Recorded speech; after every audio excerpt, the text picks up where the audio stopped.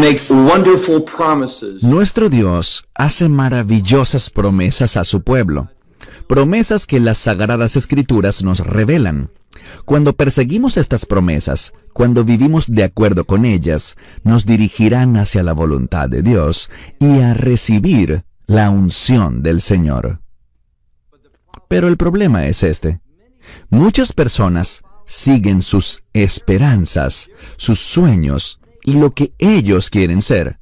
Y cuando perseguimos cosas que no se basan en la verdad bíblica, sino simplemente en lo que nosotros queremos o en lo que esperamos que sea, entonces seremos fácilmente engañados. Verán, demasiadas personas creen lo que quieren creer, en lugar de creer lo que la palabra de Dios revela. En esta sesión, vamos a responder la pregunta: ¿verá la iglesia al anticristo?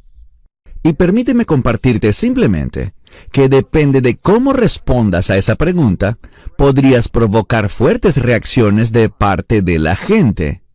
Porque a muchas personas se les ha enseñado que la iglesia jamás verá al anticristo. ¿Recuerdan lo que les compartí en las sesiones anteriores? Muchas veces la gente simplemente quiere escuchar historias y teorías alentadoras, aunque no tengan una verdadera base bíblica. Por ejemplo, conozco a un predicador que solía decir: yo no estoy esperando al anticristo, estoy esperando al verdadero Cristo. Y a la gente le encanta oír eso. Pero, ¿qué dice la Escritura? Miren, debemos tener una sólida teología.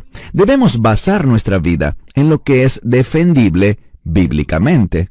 Es decir, debemos analizar la palabra de Dios bíblicamente y formar nuestras creencias, nuestras doctrinas y teología basado en lo que la Escritura revela, y no como siento que muchos hacen, que es construyendo su teología basada en suposiciones, ideas sin base que los llevan a las conclusiones que ellos quieren creer. Y es por eso que la gente dirá esto: como sabemos que todos los 7 años son la ira de Dios, y como además sabemos, y estoy de acuerdo en este punto, que nunca experimentaremos la ira de Dios, y que el anticristo opera en la semana 70 de Daniel, eso es cierto, así será. Por lo tanto, su conclusión es: nunca veremos al anticristo. Pero este es el problema. En ninguna parte de la Escritura encontramos pruebas de que la ira de Dios comienza al inicio de esos últimos 7 años. Hemos visto 3 veces, y ahora una cuarta, según la revelación de Juan, en el libro de Apocalipsis, capítulo 13, verso 5, que el anticristo tendrá autoridad para operar libremente y que lo hará antes de la ira de Dios. Así que, si entendemos correctamente la Escritura, y la promesa del rapto es que nunca experimentaremos la ira de Dios, y como la ira de Dios no comienza sino hasta Apocalipsis capítulo 8, ¿qué concluimos? Pues que claramente la iglesia sí conocerá al anticristo. Y lo que me gustaría hacer, sin dedicar demasiado tiempo a eso en esta sesión, es mirar algunos versículos a través de los cuales veremos que ciertamente la Biblia establece que la iglesia estará presente durante el gobierno del anticristo, cuando menos durante el imperio del anticristo, y será testigo de su revelación en la abominación desoladora. Toma tu Biblia y ve conmigo a Primera de Juan, capítulo 2. Primera de Juan, capítulo 2. A pesar de que la obra del anticristo se menciona en muchos lugares, cuando vamos a la palabra de Dios y buscamos específicamente pasajes donde el anticristo es nombrado con ese término, el anticristo, No hay una gran cantidad. Existen muy pocos, pero son de lo más informativos. Así que ve conmigo, como dije, a 1 de Juan, capítulo 2, comenzando con el versículo 18. Dice: hijitos. Y este es un término de cariño. Y debemos recordar que Juan está escribiendo aquí en esta primera epístola, le está escribiendo a creyentes, a quienes estima profundamente. Y por lo tanto les dice: hijitos, es la última hora. Esa última hora significa que los eventos de los últimos días están cerca. Y nos va a decir algo acerca de esta última hora. Dice que es la última hora y, como han oído, el anticristo viene. Mi pregunta para ustedes es la siguiente: ¿por qué Juan estaría hablando a creyentes sobre un anticristo que está por venir si la iglesia no lo vería jamás? Si no sería un factor que los afecte. Bueno, yo creo que Juan está hablando del anticristo porque será un factor que afectará a la iglesia en los últimos días. Dice: incluso muchos anticristos han venido, lo que significa que ha habido numerosos ejemplos de aquellos que ejecutan y llevan a cabo las mismas cosas que el anticristo hará. Por lo cual sabemos, debido a estos individuos falsos, a estas personas malvadas, a personas guiadas por los deseos y la influencia de Satanás, en vez de la guía del Espíritu Santo, nos dice que ahora sabemos que es la última hora. Ese término última hora significa esto: que el Mesías vino, cumplió la obra de redención y los últimos días pueden llegar en cualquier momento. Lo que quiero decir con esto es, Dios, si así lo quiere, puede llevar a cabo los eventos de los últimos días en cualquier generación que Él elija. Y lo que Juan está diciendo, tanto a la iglesia de hace 2000 años como a nosotros hoy día, es que debemos ser personas que estén vigilando, personas que estén despiertas, personas que estén atentas a los eventos de los últimos días. Y luego leemos algo que acompañará la obra del anticristo. Mira el versículo 19.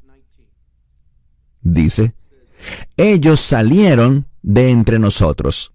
Si haces un buen estudio de este versículo, muchos eruditos creen que de lo que Juan está hablando es algo de lo que hablábamos antes, y me refiero a la apostasía, que habrá personas que se apartarán de la verdad. Habrá individuos así, y se nos advierte que no nos dejemos abrumar por las preocupaciones de esta vida, de este mundo. Y dice, mira de nuevo el verso 19, debido a esta apostasía, debido a esta forma incorrecta de pensar, debido al engaño, ellos salieron de entre nosotros, pero noten lo que dice, porque no eran de nosotros, ya que si hubieran sido de nosotros, habrían continuado con nosotros. Pero, y la implicación es, pero ellos salieron, para que se hiciera manifiesto que ninguno de ellos era de nosotros. ¿A quién se refiere con nosotros? A los creyentes genuinos, a los verdaderos discípulos. Y aquellos que van a abrazar la apostasía, aquellos que se rebelarán contra los estándares justos de Dios y contra sus propósitos, aquellos que no resisten y perseveran y vencen, no son verdaderos creyentes. Ellos se apartarán, ellos aceptarán la mentira, ellos aceptarán la herejía y no permanecerán en el cuerpo de creyentes. Nunca fueron verdaderos creyentes, nunca estuvieron comprometidos con las promesas del reino. Leamos ahora el verso 20. Él les dice: ustedes, sin embargo, tienen una unción. tenemos una unción, y esa unción en la Escritura, si haces un buen estudio de lo que es la unción, una persona es ungida para un propósito, para un llamado. Y de nuevo, estamos hablando del anticristo. Él viene para hacer lo que sabemos que el anticristo viene a hacer. Y le está diciendo a esta congregación, ustedes han sido ungidos, y yo derivaría de eso, que la unción es para un tiempo como este, para que podamos dar testimonio, que podamos compartir nuestra fe y mostrar a los demás que pertenecemos al verdadero Salvador, que no vamos a caer en el engaño de ese anticristo. Dice, pero ustedes tienen una unción del Santo y conocen todas las cosas. Esa es una expresión que habla de discernimiento. Ustedes percibirán las cosas que tienen que percibir con el fin de caminar fielmente y tener ese testimonio que agrada a Dios. Versículo 21. No les he escrito porque no conozcan la verdad, sino porque la conocen, y ninguna mentira proviene de la verdad. Así que está señalando que hay una gran distinción, y tenemos esa misma palabra. Habrá una clara separación entre aquellos que caerán en el engaño del anticristo, los que participarán con él, los que saldrán de la verdadera comunidad creyente, y habrá un remanente que quedará atrás, que será dejado en medio de un tiempo de intensa persecución que se avecina, de la cual la Biblia habla una y otra vez. Leamos ahora el verso 22. Vamos a ver en la última parte de esta sección, y en la que analizaremos en unos minutos, también en Primera de Juan, pero en el capítulo 4, vamos a ver cuál es el mensaje del anticristo. Es importante que lo sepamos, y yo les diría que estoy viendo evidencias de ese mensaje creciendo en el mundo hoy. ¿Cuál es ese mensaje? Bueno, leamos juntos el verso 22. Él hace una pregunta. ¿Quién es el mentiroso? Y él responde, aquel que niega que Yeshua es el Mesías. Este es un anticristo, que niega al Padre y al Hijo. Ahora, este concepto de Dios y el Mesías como Padre e Hijo habla claramente de la divinidad del Mesías.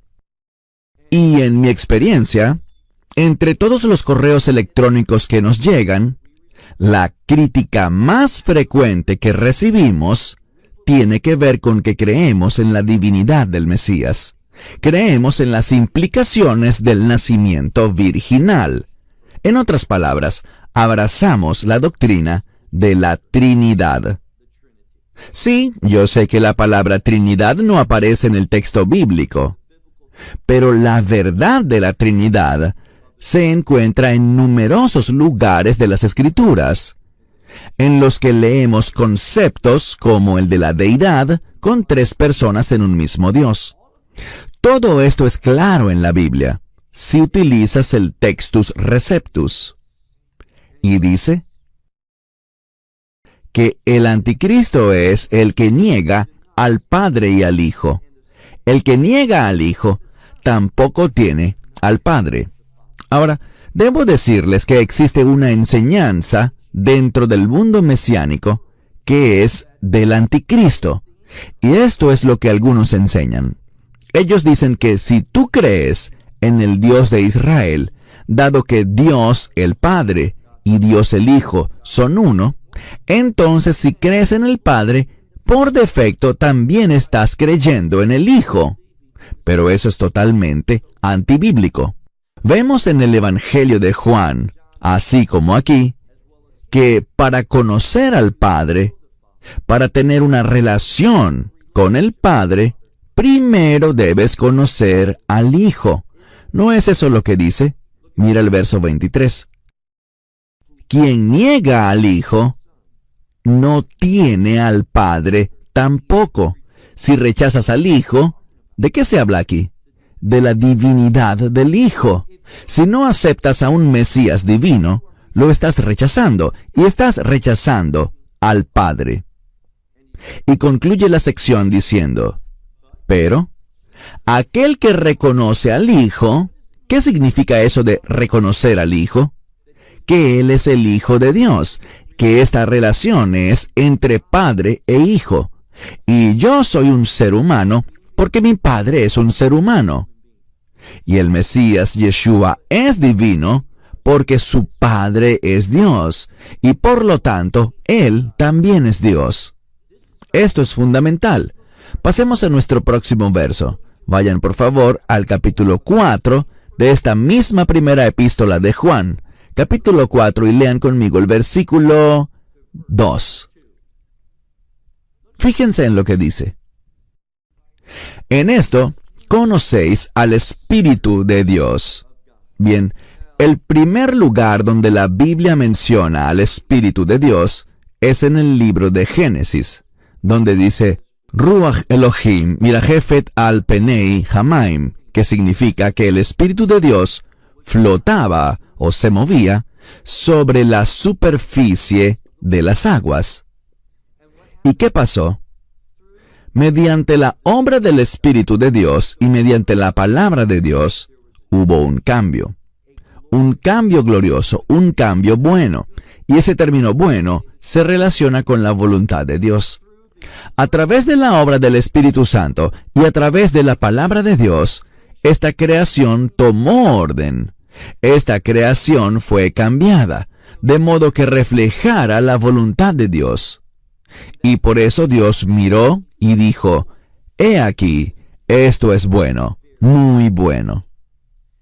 Y lo que la Escritura está diciendo aquí es que el Espíritu de Dios produce el orden de Dios en nuestra vida, pero solo tienes al Espíritu de Dios si crees en la divinidad, en la identidad correcta del Mesías. Mira de nuevo el texto, verso 2. En esto conocéis al Espíritu de Dios. Todo espíritu que confiesa que el Mesías Yeshua ha venido en la carne, es de Dios. ¿De qué está hablando aquí con esto de venir en la carne? Está hablando aquí de la encarnación. No solo que el Mesías es un ser humano, sino que ha venido en la carne, hablando de la encarnación, que el Mesías es completamente hombre y completamente Dios. Lo que veremos a medida que se acerca el tiempo del anticristo es que habrá cada vez más personas que lo rechazarán, que se alejarán de esa creencia, negando quién es Yeshua en verdad. Dice aquí que todo espíritu que confiesa que el Mesías Yeshua ha venido en la carne es de Dios, y todo espíritu que no confiesa que el Mesías Yeshua ha venido en la carne no es de Dios. Y aquí es donde cobra mayor importancia. Dice, y este es del anticristo. Ahora, muchas Biblias agregan una palabra que no deberían agregar. Y hay una razón para eso. La mayoría de las veces cuando se manipula la Escritura, es por un propósito teológico. Y esto es lo que mucha gente quiere decir. El espíritu del anticristo está en el mundo, pero no el anticristo como tal. Pero si quitas esa palabra que algunas Biblias ponen en cursiva y solo lees lo que dice originalmente, míralo allí al final del verso 3. Y este es del anticristo. Así que aquel que niega la divinidad del Mesías, este es del anticristo. No dice nada del espíritu del anticristo, sino que dice que este es del anticristo. Lo cual dice que lo que has oído que venía, fíjate en lo que dice, ahora ya está en el mundo. ¿Por qué eso es importante? Porque Juan escribió esta epístola hace casi 2000 años. Y Juan está diciendo que el anticristo ya está trabajando, no solo su espíritu, sino el anticristo mismo. Y lo que descubrimos es esto. Hay una escritura muy importante. De hecho, esta noche, mientras estábamos en el break, escuchaba las noticias de Israel y el primer ministro habló sobre el enemigo y usó un término bíblico para describir a Hamás. Usó el término Amalek. Y Amalek, como probablemente sepas, está relacionado con Amán. Y ese Amán, que se menciona en el libro de Esther, es una tipología del anticristo. Y lo que vemos en el libro de Deuteronomio capítulo 25 es que debemos recordar a Amalek en cada generación. Y si haces un buen estudio de ese pasaje, lo que nos dice es esto, que en cada generación hay un enemigo. Y ese gran enemigo que quiere destruir al pueblo de Dios y trabajar en contra de los propósitos de Dios es, de hecho, el anticristo. Una de las formas en que se le llama, desde una perspectiva del Antiguo Testamento, es con ese término, Amalek. Y dice que ustedes estarán en guerra contra ellos en cada generación. Así que debemos entender que el anticristo no es una entidad sin influencia. Él tiene influencia, simplemente aún no ha sido revelado. Recuerden que la Biblia habla de uno que lo detiene, aunque no sabemos quién es, pero conocemos su propósito. Su propósito es impedir que el anticristo sea revelado hasta el momento adecuado. ¿Y qué hará entonces? Simplemente se apartará, se quitará de en medio. De ninguna manera la redacción de ese texto, en lo absoluto, y estoy hablando de 2 a los Tesalonicenses capítulo 2, versos 6 y 7, allí no se habla de ser llevado o removido, sino que simplemente habla de que Él se quita de en medio, en el momento adecuado, de acuerdo con los propósitos de Dios. Bueno, quiero mirar otro pasaje de las Escrituras que espero nos instruya sobre este asunto. Vayamos al libro de Lucas, capítulo 21.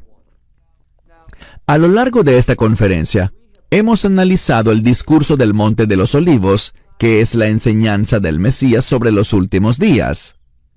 Lo hemos examinado tanto en Mateo como en Marcos, y ahora me gustaría examinarlo brevemente en el libro de Lucas, capítulo 21.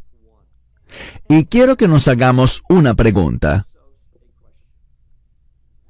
¿Qué está pasando? ¿Quién está detrás de esto?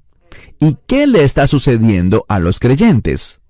Cuando miramos esto, no hay absolutamente ninguna razón para introducir este concepto que no es bíblico de los santos de la tribulación.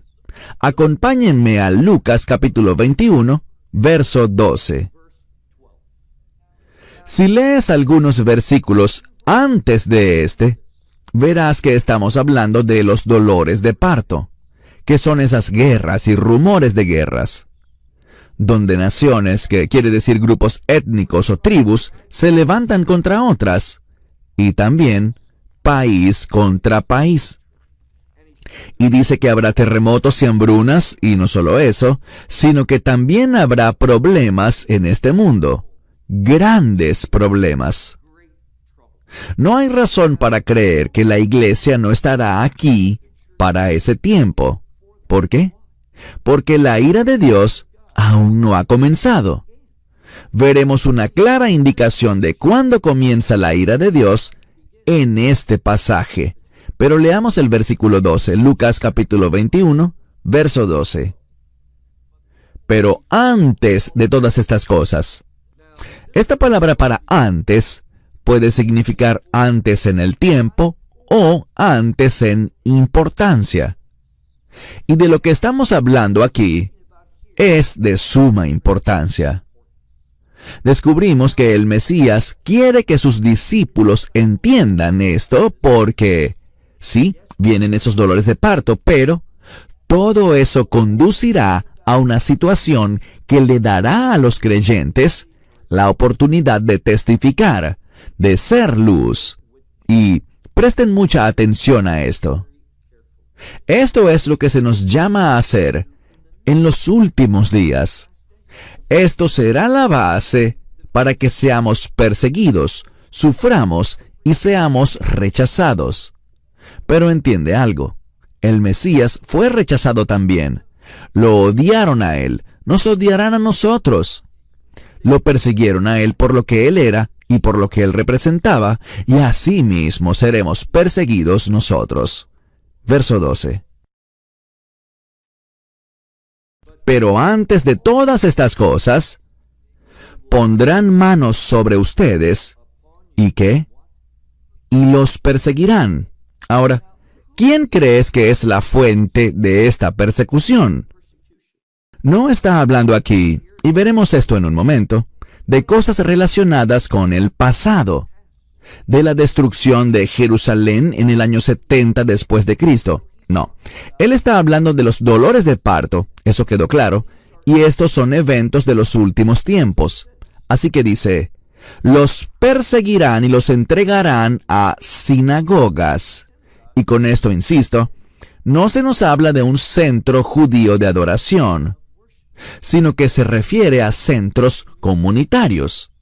Si haces un buen estudio de la palabra sinagoga en el Nuevo Testamento, descubrirás que éstas se originaron en el Imperio griego y eran lugares de administración. Allí funcionaba el gobierno local, allí operaban los tribunales y demás organismos públicos, y era un lugar de encuentro para la comunidad. No está hablando aquí de centros judíos de adoración. Tenemos que entender correctamente la Escritura y el trasfondo bíblico y no hacer suposiciones basadas en lo que nosotros pensamos al oír hoy en día la palabra sinagoga. Dice, los perseguirán, los entregarán a sinagogas y cárceles, y los llevarán ante reyes y gobernantes. ¿Por qué? Por causa de mi nombre. Y resultará ser para ustedes una ocasión para dar testimonio. Eso es lo que se supone que hagamos en medio del imperio del anticristo, que nos levantemos y demos testimonio de la verdad. ¿No es eso lo que aprendimos también de Juan? ¿Y cuál es la verdad que debemos enfatizar? La identidad de Yeshua, lo que Él ha hecho y lo que Él hará. Y lo que Él hará al final de la era de la iglesia es que nos removerá de este mundo antes de la caída de la ira de Dios. Pero no hay escritura, y hazme un favor, no me creas a mí. Consigue algunos materiales, revisa comentarios, busca algunos libros y verifica lo que estos supuestos expertos enseñan en cuanto a que la iglesia nunca verá al anticristo.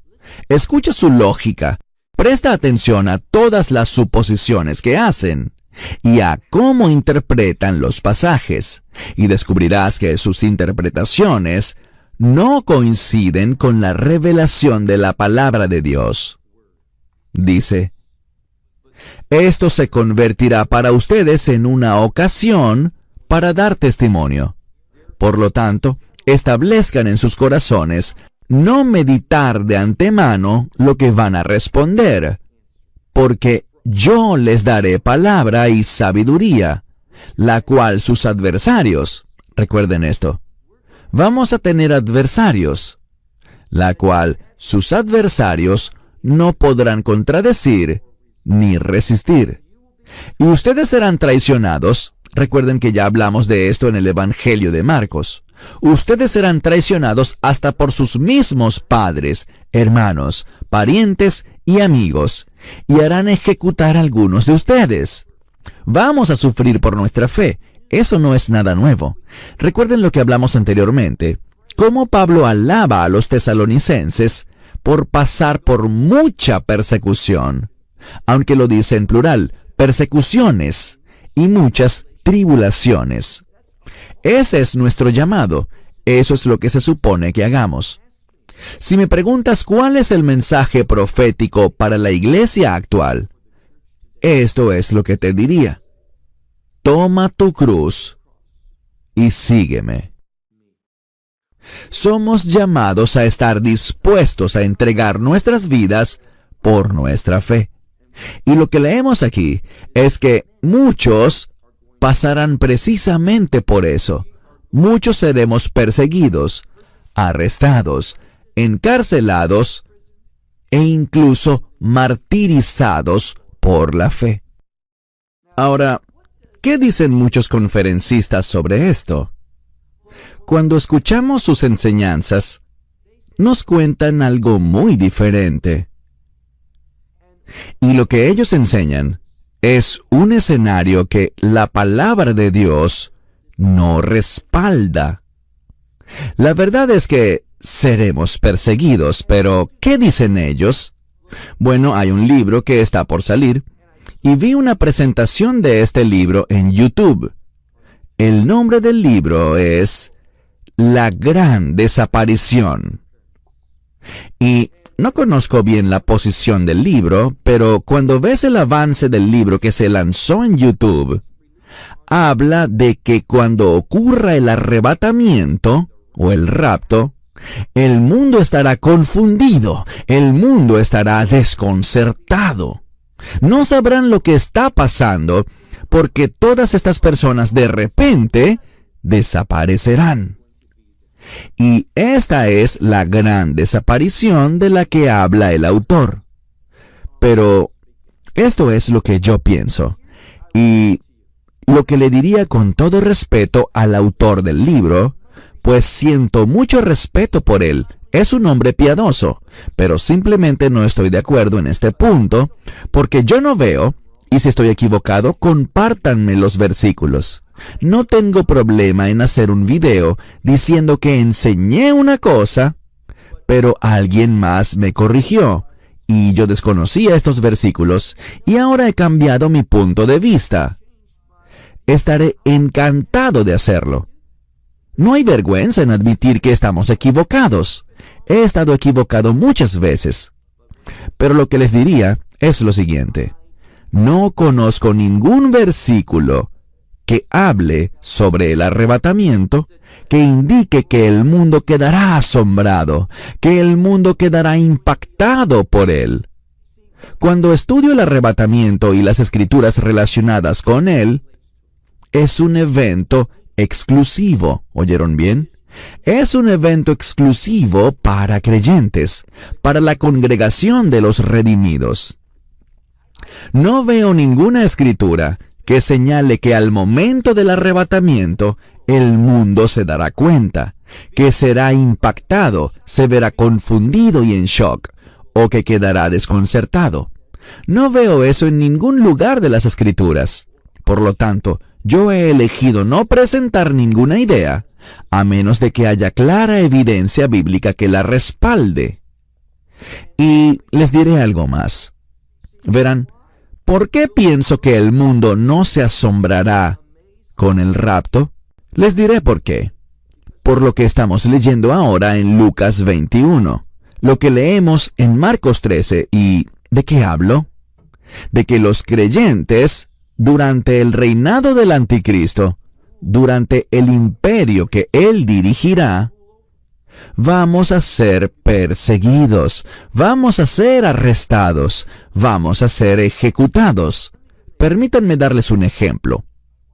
Mi esposa y yo conocemos a una mujer que se llama Ana, quien atravesó una experiencia terrible en su vida llamada el Shoah o el Holocausto. Y tenemos algunos amigos queridos que apreciamos mucho, que conocían a Ana y viajaron con ella de regreso al país en el que nació y donde creció. ¿Y qué sucedió? Ella fue a su barrio, pero su casa había sido destruida. Mas al mirar al otro lado de la calle, allí estaba la casa de su amiga de la infancia. Así que fue a su puerta. Y estamos hablando de que esto pasó muchísimos años después. Ella tocó la puerta. Historia real. ¿Quién creen que abrió? Su amiga de la infancia, esta otra niña. Y se abrazaron. Fue invitada a entrar. Hablaron por un momento. Y luego esta supuesta amiga le dijo: «¿Sabes? Nunca nos enteramos qué te había pasado». Yo no creo que eso fuese verdad en lo absoluto. Ni tampoco lo creyó Ana. Ella terminó yéndose y nunca quiso regresar. Pero hay algo que aprender. Y es que lo que sucedió en el Holocausto es que ellos acorralaron a todos los judíos. Estaban allí un día y desaparecieron al día siguiente. Y todos sabían lo que había pasado, que fueron llevados a estos campos de concentración, donde los asesinaron y donde les hicieron otras atrocidades. Poco a poco todos desaparecieron, mientras el resto siguió adelante con su vida.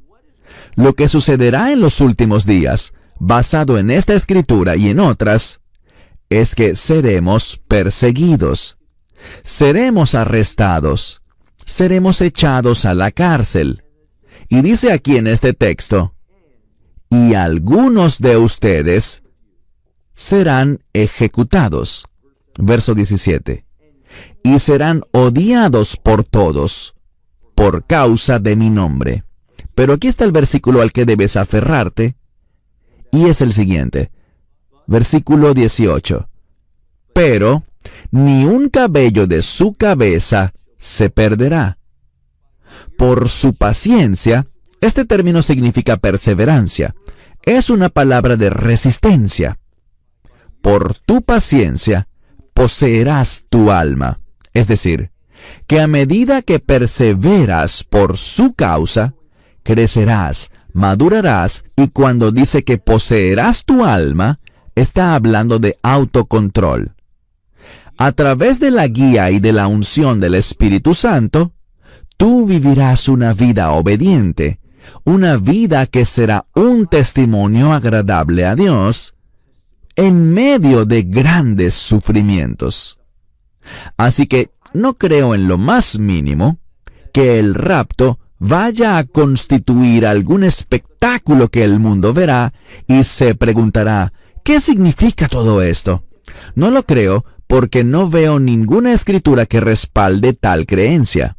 Ahora, hay películas al respecto, hay libros populares que se han escrito al respecto, pero no vemos ni una escritura que de manera alguna le brinde la menor credibilidad a tal punto de vista. Bien, ahora quiero pasar a otra escritura en el libro de Apocalipsis. Vayan conmigo a Apocalipsis capítulo 14, libro de Apocalipsis, capítulo 14. He hablado brevemente sobre los 144,000. Y en Apocalipsis capítulo 7, sabemos que son judíos, todos ellos son judíos, y están en la tierra. Pero cuando llegamos al capítulo 14, creo que estamos tratando con un grupo diferente, porque estos no están en la tierra, sino que están en el cielo. Y vamos a aprender cómo llegaron allí y cuándo llegaron allí. Y esto es muy informativo. Así que vayan conmigo a Apocalipsis 14. Y me gustaría comenzar, vamos a leer nada más unos pocos versículos. Lean conmigo el verso 9. Apocalipsis capítulo 14, a partir del versículo 9. Luego, el tercer ángel los siguió, diciendo con gran voz: si alguno adora a la bestia y a su imagen, y recibe su marca en la frente o en la mano, este mismo beberá del vino del furor de Dios, que está vertido en su máxima pureza en la copa de su indignación. será atormentado con fuego y azufre en presencia de los santos ángeles y en presencia ¿de quién más? Del Cordero. Ahora, para muchos este es un versículo desconcertante. Ellos han oído del lago que arde con fuego, pero lo que sorprende a algunos es que el Mesías será quien supervisará y observará a aquellas personas que recibieron la marca de la bestia, que no fueron fieles. Él observará su tormento eterno en el lago de fuego y azufre. Verso 11. Y el humo de su tormento sube por los siglos de los siglos, y no tienen reposo ni de día ni de noche, porque adoraron a la bestia y a su imagen. Todo aquel que ha recibido la marca de su nombre, y noten que dice la marca de su nombre, lo que nos habla de su carácter. Pero leamos el versículo 12. ¡Qué versículo tan importante! Existen algunas personas que dicen que en los capítulos 2 y 3 del Apocalipsis, la palabra iglesia aparece 19 veces, pero nunca más aparece después de ese punto. ¿En serio? Bueno, ¿qué dice aquí? Miren el versículo 12. Aquí está la paciencia. Esa palabra significa perseverancia. Implica perseverar en medio del dolor, el sufrimiento y la adversidad. Dice, aquí está la paciencia. ¿De quiénes? De los santos. Y cuando miramos el nuevo pacto, y allí es donde estamos leyendo ahora, en el nuevo pacto, el libro de Apocalipsis, en el nuevo pacto los santos son los creyentes. Y de eso estamos hablando aquí, de estos 144,000 del capítulo 14. Vamos a aprender más sobre ellos. Dice aquí, aquí está la paciencia de los santos, aquellos que guardan los mandamientos de Dios y la fe en Yeshua. ¡Qué pasaje tan importante de las Escrituras! Nos enseña algo. Si lees esto y conoces las leyes de hermenéutica, nos dice lo siguiente. ¿Qué es la fe y a dónde nos conduce la fe? A guardar los mandamientos de Dios. Entonces la fe en el Mesías se manifestará en nuestra vida haciéndonos obedientes a los mandamientos de Dios. Y luego oí una voz del cielo que me decía, en medio del gobierno del anticristo. ¿Cómo sabemos que estamos hablando del gobierno del anticristo? Bueno, porque lo que se enfatiza es la marca de la bestia. Esa es una marca que demuestra que le has rendido tu lealtad, que te has comprometido con este imperio del anticristo. Y lo que dice aquí con respecto a los santos, noten el versículo 13. Luego oí una voz del cielo que me decía, escribe, bienaventurados los que mueren en el Señor de ahora en adelante. ¿Qué está sucediendo? De nuevo, vas a oír algunos individuos que dirán, bueno, si este es el anticristo, entonces los que mueren deben ser ¿quiénes? Los santos de la tribulación, personas que llegan a la fe después del rapto. Pero hay un problema con esto, y es el siguiente. Aquellos que enseñan esto te dirán, y yo estoy de acuerdo en este punto, que el rapto ocurrirá antes de la ira de Dios. Pero aquí está el problema. Cuando leemos en este pasaje y continuamos en los siguientes versículos, vemos algo. Vemos que la ira de Dios aún no ha sido derramada. ¿Qué es lo que vemos? Mira por favor el verso 14. Entonces miré, Juan hablando, y he aquí una nube blanca, y sobre la nube uno similar al Hijo del Hombre. Y te pregunto, ¿quién es este que viene sobre la nube que es semejante al Hijo del Hombre? Obviamente se refiere a Yeshua. Y lleva en su cabeza una corona de oro. ¿Por qué? Porque Él es el Mesías y la palabra Mesías está relacionada con ser rey. Y en su mano, una hoz afilada. Y otro ángel salió del templo, este es el templo en el cielo, no en Jerusalén, gritando con una voz fuerte a él. ¿A quién? A Yeshua, al que está sobre la nube. Y le dice, lanza tu hoz y ciega, porque ha llegado el momento para cegar la cosecha de la tierra, porque está madura. Así que el que está sobre las nubes arrojó su hoz a la tierra, y la tierra fue cegada. Ahora, ¿de qué nos habla esto? Esto nos habla del arrebatamiento.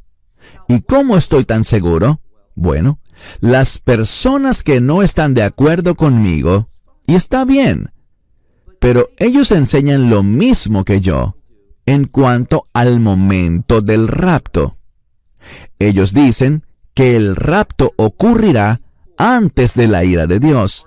Nuestra diferencia es que ellos creen que todos los 7 años constituyen la ira de Dios. Y de nuevo los desafío. Ayúdenme, corríjanme. ¿Dónde está el versículo que dice que toda la semana 70 de Daniel, que todos esos últimos 7 años son la ira de Dios? No lo conozco. Si me equivoco, lo admitiré con gusto. Yo prefiero desde un punto de vista personal esa teología. Pero cuando estoy atado a la verdad bíblica, tengo que rechazarla. Pero ellos enseñan correctamente que el rapto ocurrirá antes de la ira de Dios. ¿Y qué sabemos? En este punto la ira de Dios aún no ha caído. Vemos que esta cosecha que el Mesías hace ocurre primero. ¿Por qué lo digo? Pues mira ahora el verso 17. Dice, entonces otro ángel salió del templo que está en el cielo. También tenía una hoz afilada. Y el otro ángel que salió, había otro ángel en el altar, tenía poder sobre el fuego. El fuego representa ese juicio de los últimos días. Es un símbolo de la ira de Dios. Y clamó a gran voz a aquel que tenía esa hoz afilada, diciendo, mete tu hoz afilada y recoge los racimos de la vid de la tierra, porque sus uvas están totalmente maduras. ¿Qué significa eso? Que llegó la hora de la ira de Dios. Verso 19. Así que el ángel arrojó su hoz a la tierra y recogió las vides de la tierra. ¿Y qué hizo con esas vides y esas uvas? No tenemos que adivinar, no tenemos que especular. Las arrojó en el gran lagar ¿de qué? De la ira de Dios. Así que vemos nuevamente un ejemplo perfecto del hecho de que el rapto ocurre. ¿Cuándo? No antes de los últimos 7 años, sino que la Escritura dice simplemente que será antes, muy poco antes de que se derrame la ira de Dios. Entonces las uvas fueron arrojadas en este gran lagar de la ira de Dios. Verso 20. Y el lagar fue pisoteado fuera de la ciudad. Esta es la ciudad santa, Jerusalén.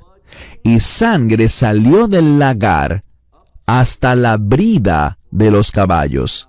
Noten que esta ciudad santa no es la nueva Jerusalén, sino simplemente Jerusalén, la Jerusalén actual. Y dice que sangre salió de ese lagar hasta la altura de la brida de los caballos, por una gran distancia. ¿Qué sabemos? Sabemos que el arrebatamiento ocurre antes de que llegue la ira de Dios. Y cuando leemos Apocalipsis 14, esos 144,000 representan en el capítulo 14 a la iglesia raptada, que será sacada de este mundo antes de la ira de Dios. Voy a concluir este mensaje simplemente diciendo esto. Cuando miramos ese número, 144,000, ¿recuerdan lo que compartí anoche? El número 12 es un número de reino. Habla sobre el pueblo del reino. Ya sea que hablemos de los 12 apóstoles o de las 12 tribus de Israel, de esos patriarcas, el 12 se relaciona con el reino. Ya sea que hablemos de esos 24 ancianos, 2 por 12, o el muro de la Nueva Jerusalén de 144 codos, o esas 12 puertas con esos 12 pilares, o la longitud de esa Nueva Jerusalén, cuyo ancho y largo miden 144,000 estadios. Lo que encontramos aquí es que el número 144,000 se relaciona con el reino, al igual que el 144, el 24 y el 12. Y por lo tanto, cuando miramos Apocalipsis capítulo 7, estamos hablando de ese remanente de Israel que llegará a la fe. Es un número de reino, este 144,000, y representa a un remanente de las tribus de Israel que llegará a la fe. Pero cuando miramos Apocalipsis capítulo 14, habla de un pueblo de reino, un pueblo proveniente de toda tribu, pueblo, lengua y nación, un pueblo creyente. Lean Apocalipsis 14. Estos son dos grupos muy diferentes. En Apocalipsis 14, ese grupo tiene un compromiso con el Cordero. Son los primeros frutos comprados o redimidos de la tierra. Esta es una imagen de la iglesia del rapto. ¿Y cuándo sucederá esto? Tal como lo dijimos, antes de la ira de Dios. La gente mira Apocalipsis 7 y 14 de manera muy simplista, en lugar de estudiarlo con ferviente oración, examinando los eventos y leyendo lo que los eventos de la Escritura nos revelan, en vez de asumir cosas y decir, estos 144,000 son evangelistas judíos. En ningún lugar, en ninguna parte de la Escritura, se dice que los 144,000 son evangelistas judíos.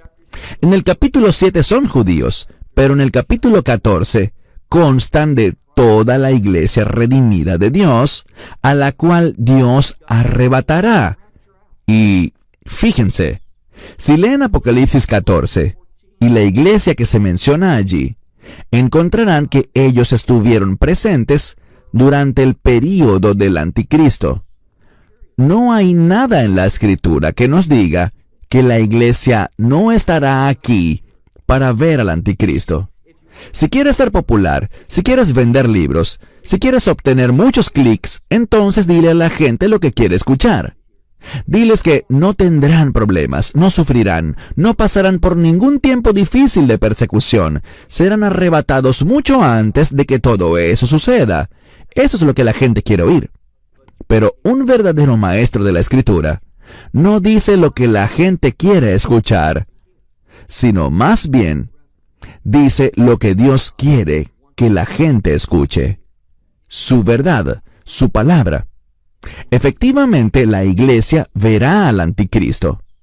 Estén preparados, estén atentos, estén alertas y sean individuos que oran ahora para tener un testimonio que agrada a Dios, si les toca estar vivos cuando esto suceda.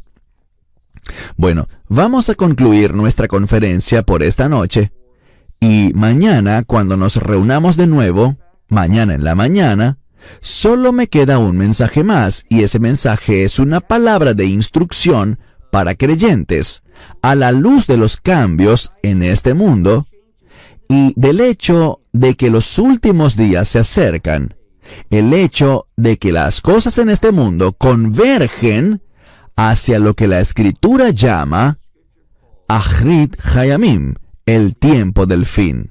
Hasta entonces, que Dios los bendiga. Buenas noches y Shalom desde And Israel. shalom from Israel. Esperamos que te hayas edificado con el mensaje de hoy y lo compartas con otros. Te invitamos a seguir nuestros estudios cada semana por este canal y por el portal de YouTube de Amarás a Israel. También puedes descargar nuestra aplicación móvil gratuita, Mi Estudio Bíblico. Finalmente, para obtener más información sobre nosotros, visita nuestra web amarasaisrael.org, donde encontrarás otras conferencias de Baruch en audio, video y texto. Hasta el próximo programa. Que el Señor te bendiga en Yeshua HaMashiach, Jesús el Mesías, mientras caminas con Él. Shalom desde Israel.